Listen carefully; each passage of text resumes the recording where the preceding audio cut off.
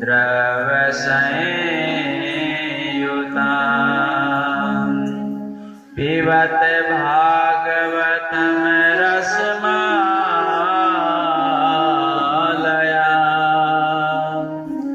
मुहुरहो रसिका भुवि भावुका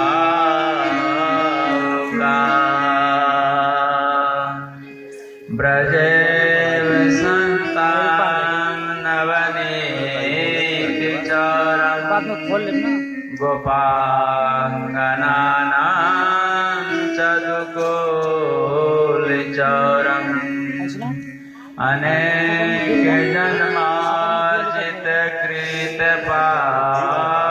अनेकजन्मार्जितकृतपापचरम् चौरागर्गण्यां पुरुषां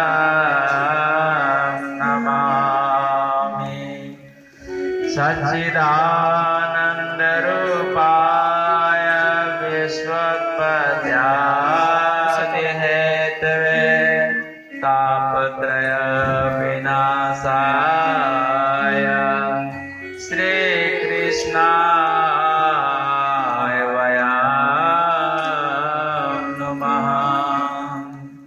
गुरुर्ब्रह्मा गुरुर्विष्णु गुरुर्देवो महेश्वरः गुरुर्साक्षात् परं ब्रह्म तस्मै श्री गुरवे नमः।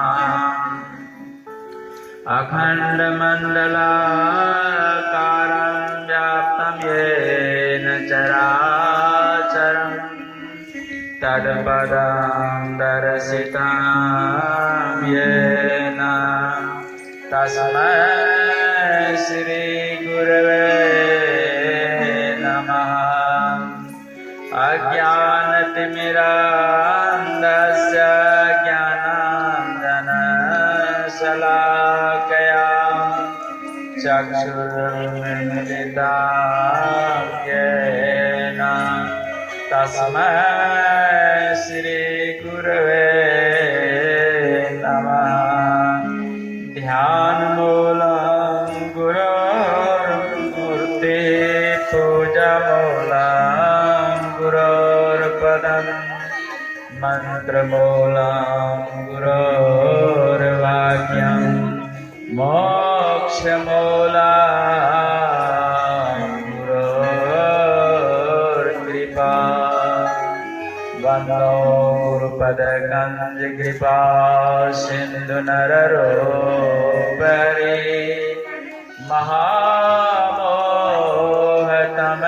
महामोहतमपुञ्ज जासुवसन रविकरनिकर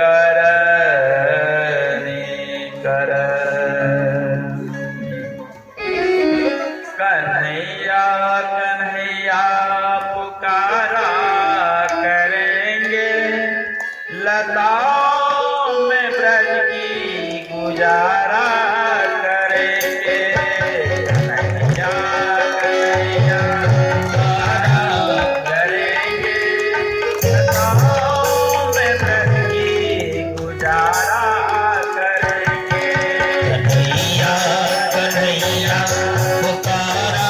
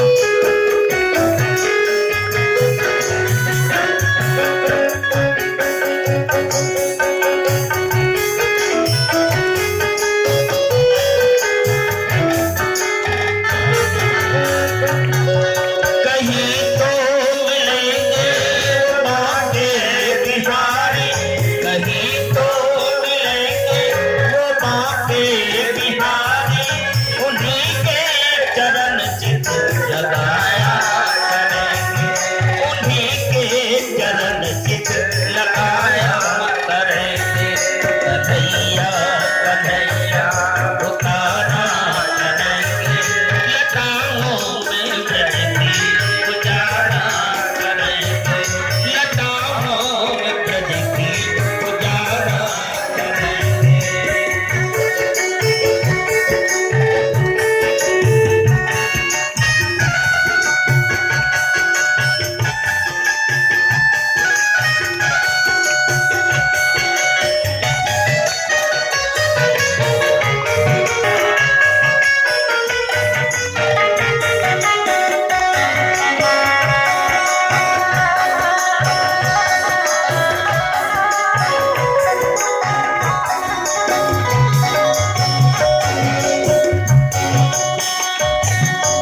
बना करके हृदय में हम प्रेम मंदिर, बना करके हृदय में हम प्रेम मंदिर, वहीं उनको झूला झुलाया करेंगे, वहीं उनको झूला झुलाया करेंगे। कन्हैया कन्हैया पुकारा करेंगे, कन्हैया कन्हैया पुकारा करेंगे, लताओं में ब्रज की पुजारा करेंगे, लताओं में ब्रज की पुजारा करेंगे।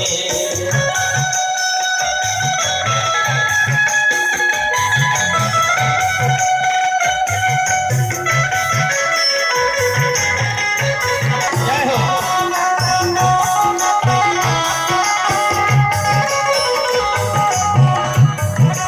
जय हो जय हो, सबकी ताली बजा बजा और हाजिरी लगाए।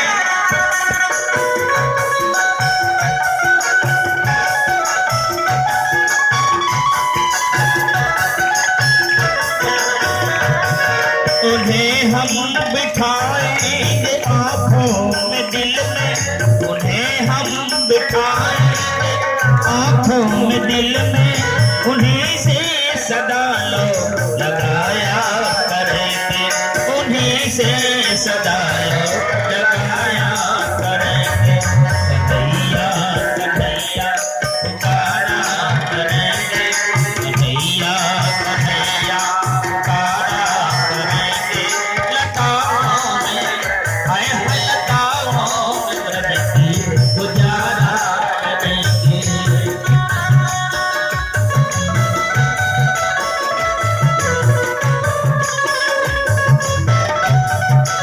जय श्री कृष्ण।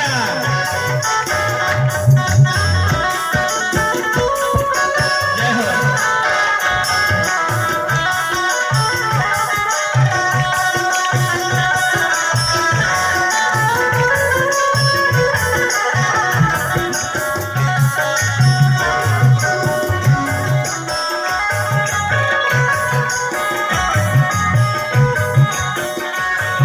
जो रूठेंगे हमसे बाके बिहारी, जो रूठेंगे हमसे वो बाके बिहारी,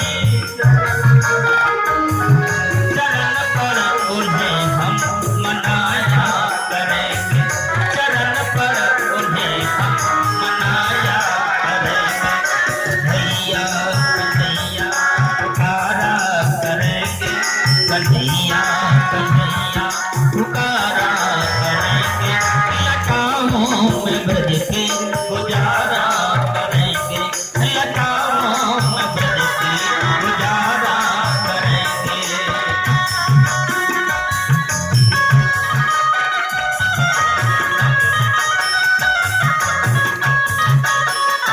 जय श्री राधे।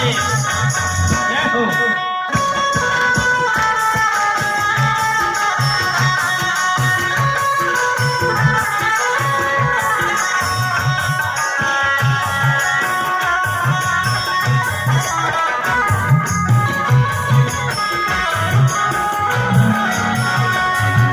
उन्हें प्रेम डोरी में हम बांध लेंगे, उन्हें प्रेम डोरी में हम बांध लेंगे, फिर वो कहाँ भाग जाया करेंगे, फिर वो कहाँ भाग जाया करेंगे।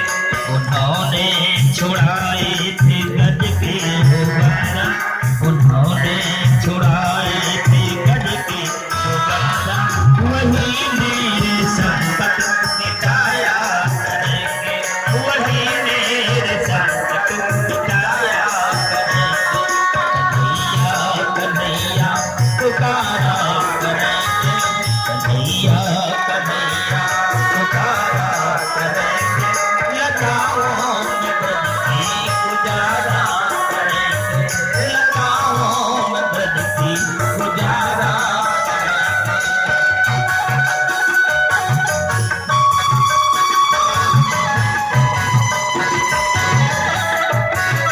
जय श्री कृष्ण।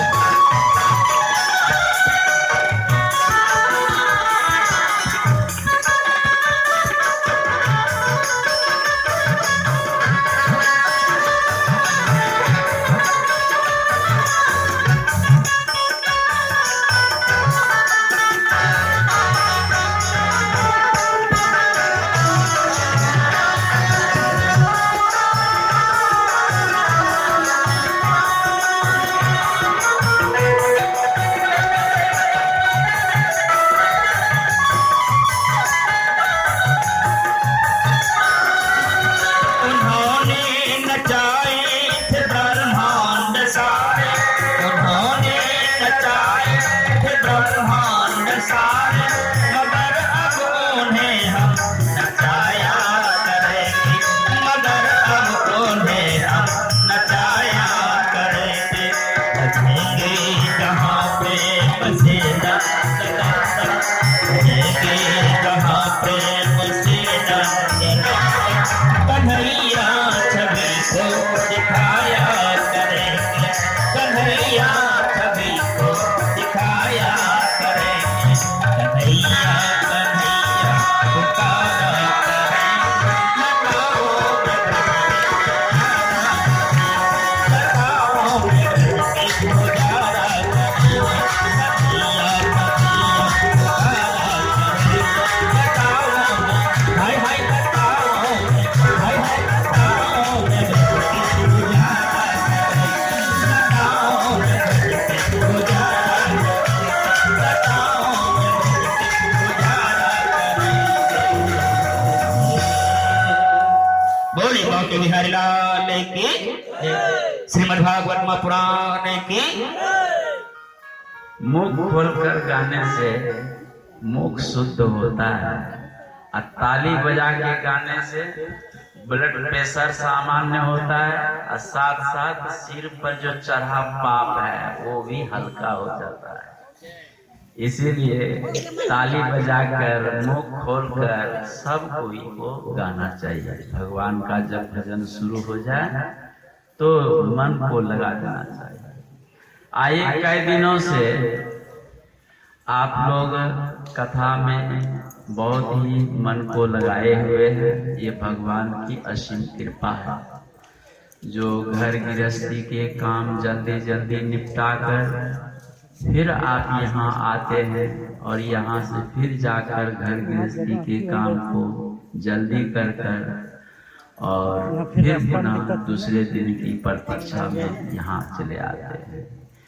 ये कम बड़ी उपलब्धि नहीं है, भगवान की असीम कृपा है जो श्रीमद् भागवत की कथा आपको मिल रही है। लोग चाह करके भी इस कथा को न करा सकते न सुन सकते, ये बात याद रखना। बहुत पैसे वाले हैं इस धरती पर, इस क्षेत्र में भी लोग हैं बहुत पैसे वाले, लेकिन चाह करके भी भागवत कथा नहीं करा सकते हैं और चाह करके भी यहाँ पर पहुंच नहीं सकते। ये भी बात है, जब तक पूर्व जन्म का पुण्य और प्रभु की कृपा न हो तब तक यहाँ पर पहुंच नहीं सकते, कितनी भी ताकत वो लगा ले। आप लोग अनायास यहाँ आ जा रहे हैं, मैं समझता हूँ यह आप लोगों के ऊपर प्रभु की असीम कृपा है और अनेकानेक जन्मों में पुण्य उदय हुआ है जो इस कथा गंगा से तीर्थ से अपने आप को धो रहे हैं, मन को शुद्ध कर रहे हैं, बड़ी उपलब्धि है। और इस कथा सत्संग को जो 1 घंटा बैठ के सुन लिया उनको वैकुंठ मिलता है, और जो लगातार ही सुन रहे हैं निरंतर, तो बताइए उनको क्या मिलेगा? उनको तो साक्षात हरि ही प्राप्त हो जाएगा। एक महात्मा बड़े दयालु थे। एक नगर में जाकर कहने लगे कि मैं कथा कहता हूँ, आओ सुनो, मैं सुनाऊंगा, सत्संग सुनाऊंगा, सुन लो। 1 दिन 2 दिन 15 दिन बीत गए, कोई नहीं आया। फिर भी वो महात्मा जी छोड़े नहीं।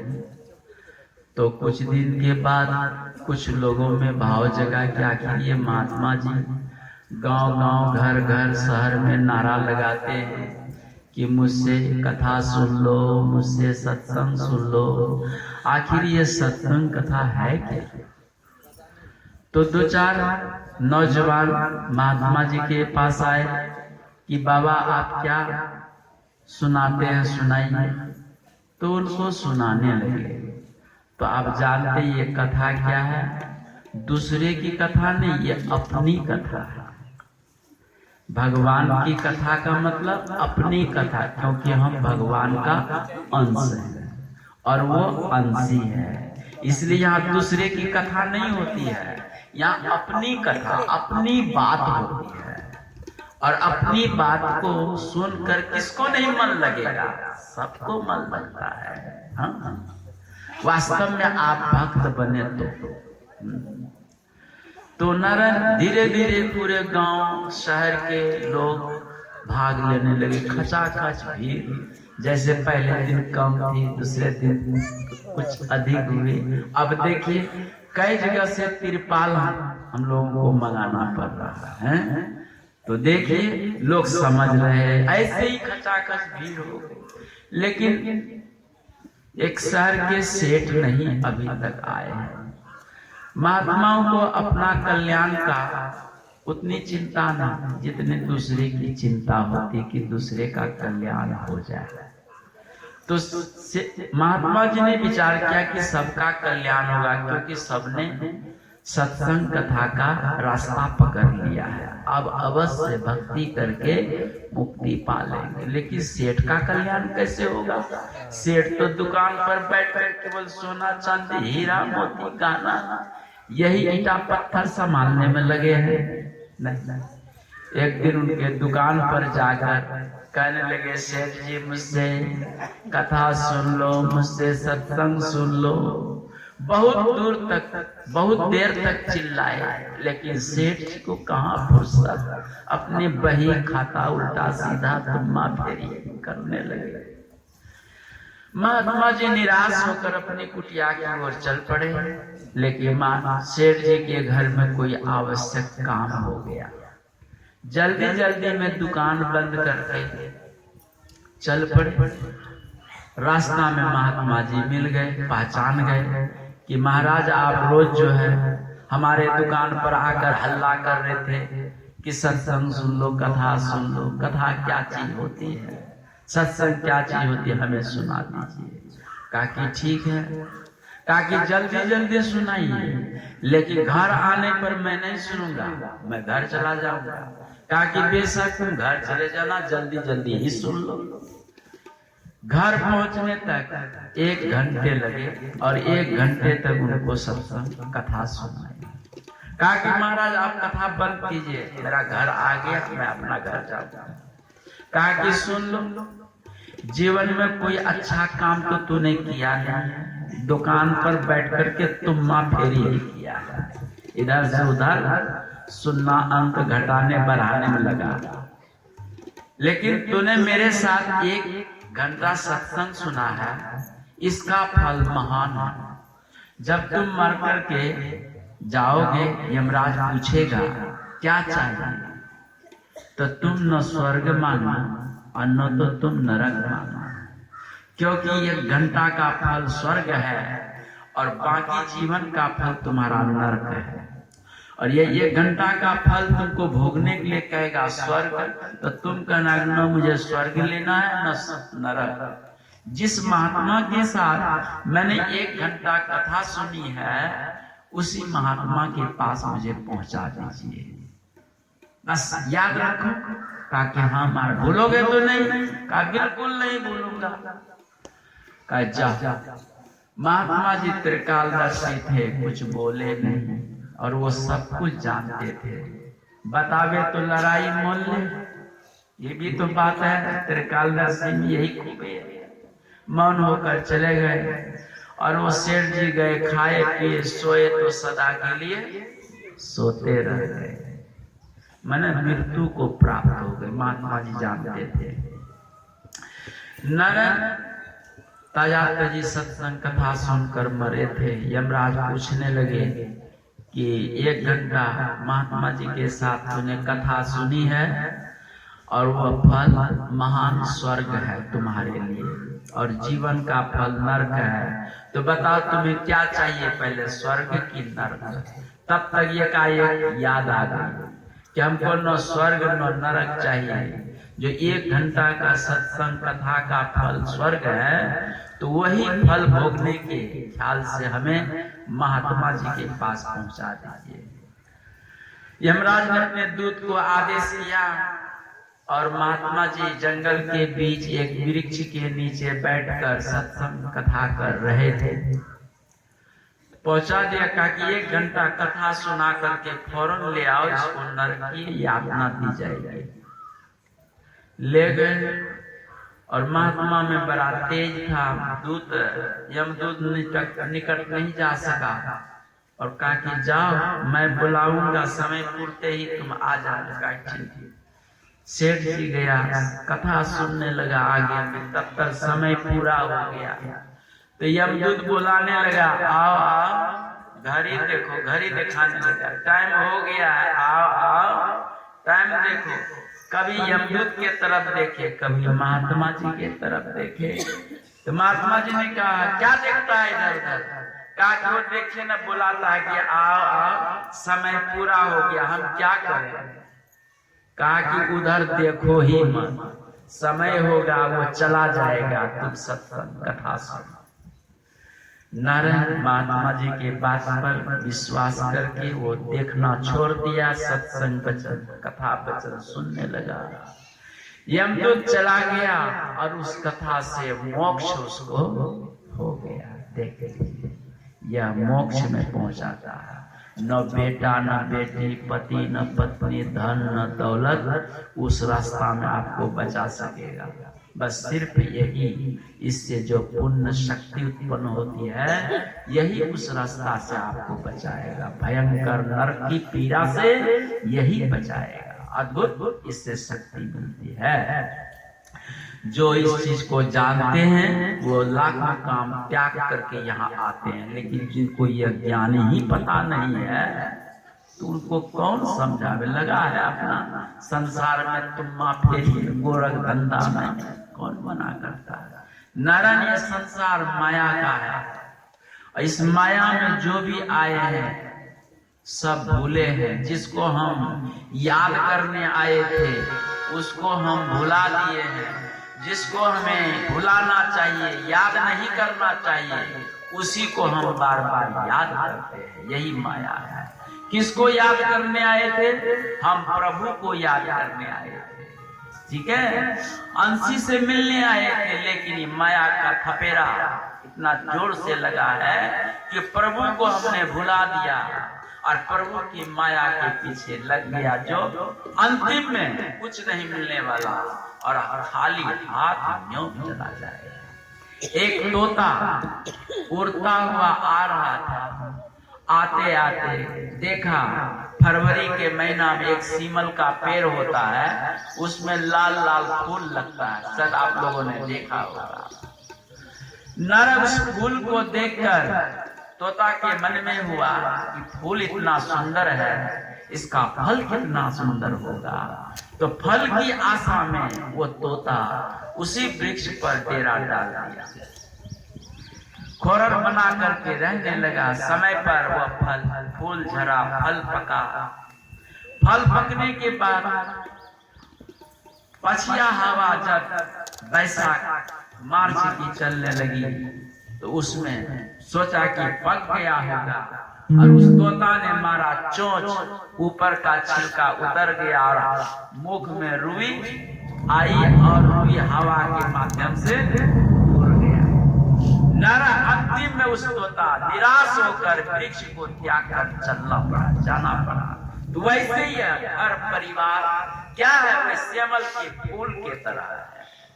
आशा है कि फल हमको मिलेगा, सुख मिलेगा, लेकिन अंतिम वो तोता को निराश होगा, आज कुछ नहीं आया। वैसे संसार से आपको कुछ नहीं मिलेगा, याद रखिए। जिंदगी में हजारों का मेला जुड़ा, जिंदगी में हजारों का मेला जुड़ा। हंस जब भी उड़ा तो अकेला उड़ा, हंस जब भी उड़ा तो अकेला उड़ा।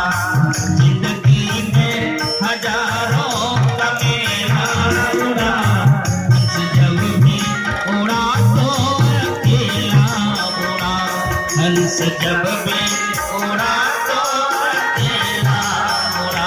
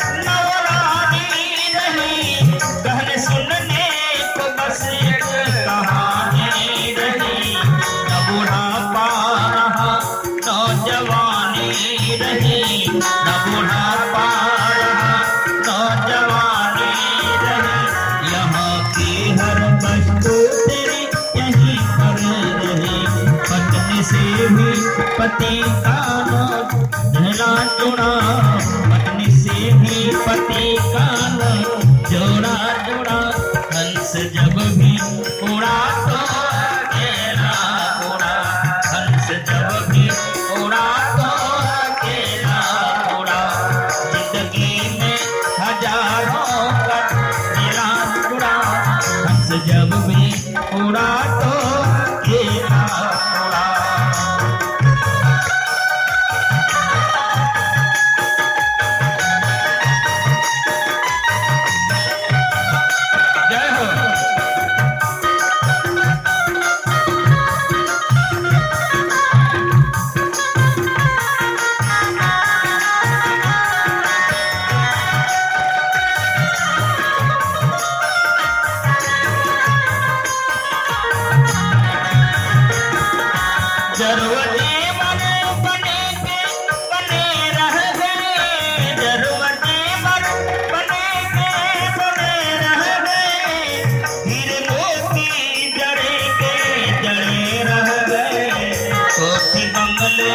खड़े के खड़े रह गए, हाथ सारे पड़े के पड़े रह गए।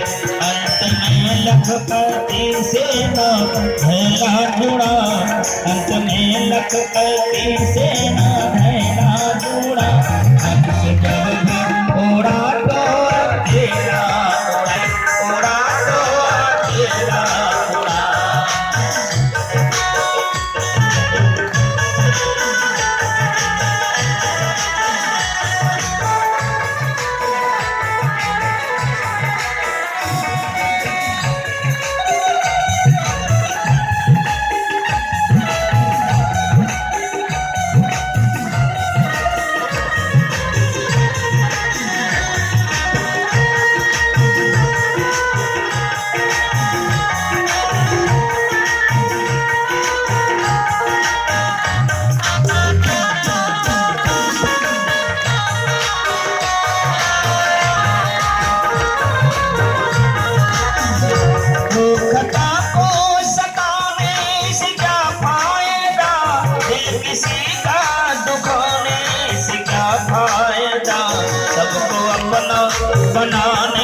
से क्या फायदा, दुनियादारी में फंसने से क्या फायदा। यहाँ सब बराबर न छोटा बड़ा, यहाँ सब बराबर न छोटा बड़ा। हंस जब भी थोड़ा तो अकेला थोड़ा, हंस जब भी थोड़ा तो अकेला थोड़ा।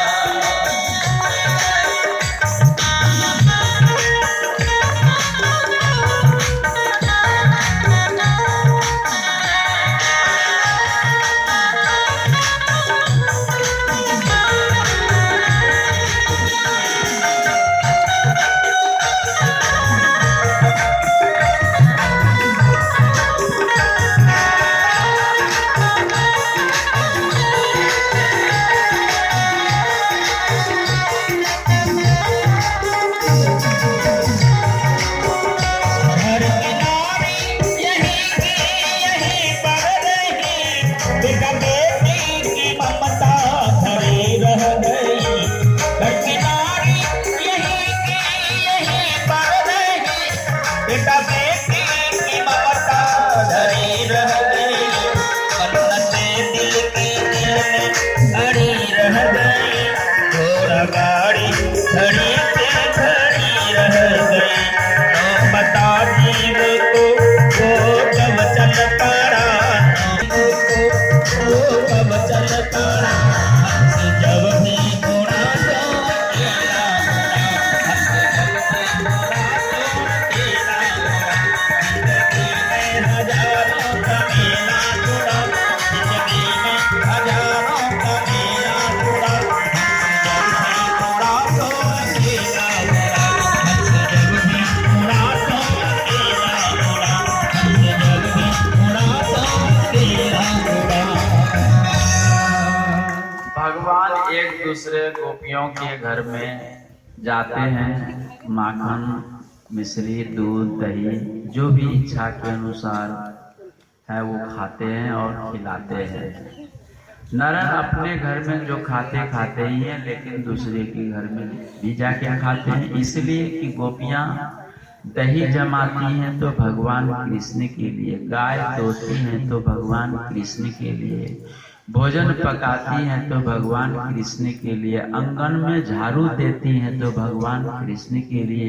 यानी सुबह से शाम तक जो भी क्रियाकर्म करती हैं सब भगवान के लिए ही करती है, एक निष्ठ होकर के। जिस दिन कन्हैया आने में विलम्ब करते हैं उस दिन तो वह भूखी ही यूं आंख बिछाकर टकटकी लगा करके रह जाती हैं, और पता भी नहीं चलता कि सूर्यास्त अब होने वाला है कि उदय होने वाला है, इतना प्रगाढ़ पे।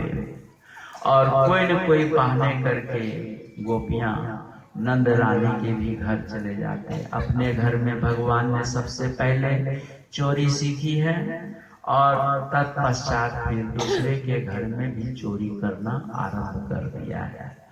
चोरी का मतलब माखन दही दूध, चोरी के मतलब है कि गोपियों के उनके माध्यम से मन को चुराया है भगवान ने, और मन को चुराकर अपने ओर आकर्षण किया, आकर्षित किया है। इसलिए कृष्ण शब्द का अर्थ होता है भक्तान आकर्षयति, भक्तों को आकर्षित किया है चोरी के द्वारा, उनके चित्त को चुरा लिया है। अब उनके बिना, उनके देखे बिना गोपियों का चित्त नहीं लगता घर बार में, बाल बच्चों में, काम धाम में, और उठते बैठते चलते फिरते बस वही कृष्ण छवि उनके नेत्र में नाचती रहती है। इस प्रकार का प्रेम हम आप में भी होना चाहिए, तभी जो है सदगति शीघ्राति शीघ्र हो सकती है। नरन गोपियां बार बार उल्हाना देने के लिए नंद रानी के पास जाती हैं। हे नंद रानी जी, आप कन्हैया को जरा समझा दीजिए, हमारे घर ये चोरी करने आते हैं तो ठीक है, मक्खन खाते हैं ठीक है, दूध दही खाते हैं ठीक है, लेकिन मटका घड़ा फोड़ देते ये ठीक नहीं है। क्योंकि रोज रोज कुम्हार के पास हम सब जाती हैं तो कुम्हार भी उब गया है, कहा कि तुम लोगों के लिए नया नया घड़ा का आवा में रोज थोड़े न लगाऊंगा, महीना 2 महीना में आवा बेचारा लगाता है। अब कुम्हार के पास मटका नहीं, मुझे मटका कहाँ से दे, और मटका के अभाव में दही दूध कैसे जमाऊं, इसलिए उनको थोड़ा समझा दीजिए कि दूध दही खाओ, मक्खन खाओ, लेकिन मटका मत फोड़ो। गोपियां जब भाव प्रेम से कहती तो यशोदा जी झुंझुला जाती कि तुम लोग झूठ बोलती हो, कन्हैया मेरा चोरी नहीं करता है। हाँ, क्योंकि यहाँ खाते खाते पेट को दिखाने लगता है, देख भैया मेरा पेट गेंद जैसा हो गया, मेरा पेट भर गया है, अब भैया कंठ से निकल जाएगा। वह इस प्रकार से बताता, मेरे घर तो दूध दही की यहाँ पर बाल्टी मटके घड़े भरे रहते हैं, 9 लाख गाय नंद राय जी के घर में है, तुम्हारे घर क्यों चोरी करते जाए? कहा कि नहीं, डांट फटकार दे, वे सब चली आ गया। शाम को कन्हैया जब गौ चरा करके आते हैं, यशोदा पूछती है कि क्या रे, तुम तो खाने के समय में नाटक करता है, क्या दूसरे के भी घर में चोरी करने जाता है? क्यों दूसरे लोग उल्हाना देने, नंद बाबा की शिकायत करने आते हैं? क्या सच बात? कहा कि नहीं मैया, ये सब मन बहरू गोपियां हैं। हाँ, और इनको शिकायत करने की आदत है, और उस शिकायत को सुन करके तो रंज में आकर मुझे डांट फटकार करती है, मारती है, तो वो लोग बहुत खुशी मनाती है। एक बात सुन भैया, कहा क्या कि कल जब गोपियां आवे ना तो उनको ये कहना कि तुम्हारे घर यदि मेरा आवाज पर बैठ गया, मेरे घर यदि कन्हैया तुम्हारे घर जाता है तो कन्हैया को पकड़ के लाओ, तब मानोगी, नहीं तो आज तारीख से शिकायत करने मत आना। कहा कि ठीक है, कल कन्हैया को पकड़ करके लाऊंगा। नर सभी गोपियां तो भगवान की है ना, तो वो दासी हैं, और उन्हीं की प्रतीक्षा में सब अपने केवाड़ खोल खोल करके बैठे, कब आवे, कब आवे, अब आवे, तब आवे।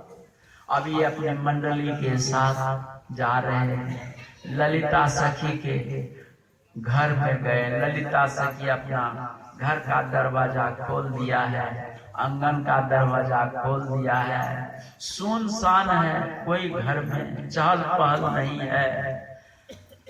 तो उसमें से ग्वाल वालों में से मनसुखा कहते हैं, आज लगता है दाल में कुछ कला जरूर है, क्योंकि कोई घर में पता नहीं, एक चिड़िया की भी आवाज नहीं आ रही है, बात कुछ जरूर है, सावधानी से चोरी करना।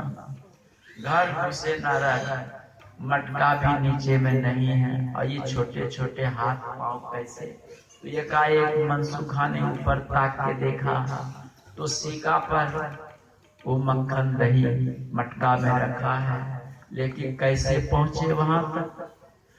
तो मनसुखा ने कहा कि सुन कन्हैया, घोड़ा बनता हूं, मेरे ऊपर मंगला सुदामा और सब, फिर उसके पश्चात तुम चढ़ना। तुम तो उदार हो, खाते नहीं, प्रसाद बनाकर हम लोगों को खिला देते हो, सबसे ऊपर तुम ही जाता। कहा कि ठीक है। नीचे में सबसे नीचे मनसुखा घोड़ा बन गया, उसके ऊपर दामा, मंगला, सुदामा, दाऊ, बलदाऊ, फिर कन्हैया जी चढ़ गए नारायण। और वो सब गोपियां कोई मन केवाड़ के पल्ले के भीतर छुपी हुई हैं, कोई कोठी के पीछे, कोई अलमारी के पीछे, अब देख रही हैं सब। तो उधर से भगवान प्रसाद बना के जूठन करके, और ये सब फैला करके थे, नारा ऊपर से छोड़ते गए, कि किसी के नाक में, मोछ में, मुख में, ओठ में, दाढ़ी में, सब लग करके एकदम सन गई। ये अभद्र रूप को देखकर सभी गोपियों की हंसी छूट गई।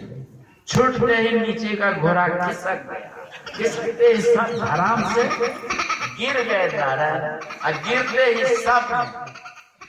सब गोपियों ने एक एक उस समय में कृष्ण के रूप में सबको पकड़ लिया कि आज तो नंद रानी मानेगी।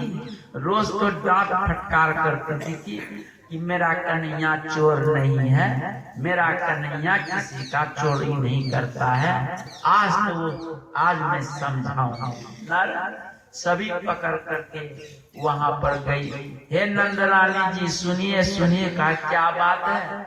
आज तो आप मानेंगी, रोज हम लोग कहने आती थी तो आप डांटती फटकारती थी, देखिए कन्हैया को समझा दीजिए।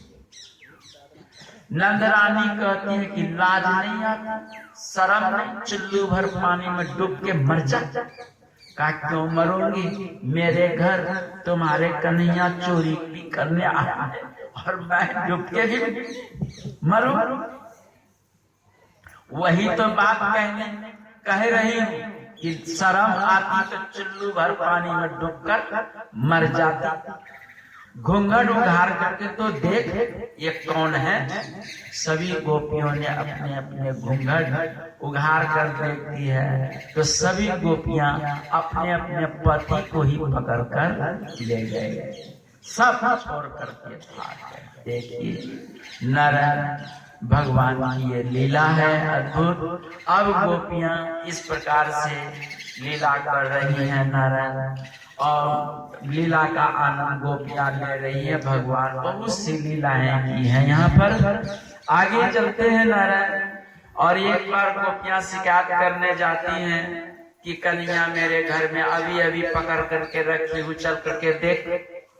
तो वहां जाती है नंदरानी के घर, तो नंदरानी कन्हैया को मक्खन मिश्री खिला रही थी, बोल नहीं सकी कि यहाँ भी तो कन्हैया है। फिर दौड़ करके आती अपने घर तो यहाँ भी बंधा हुआ है।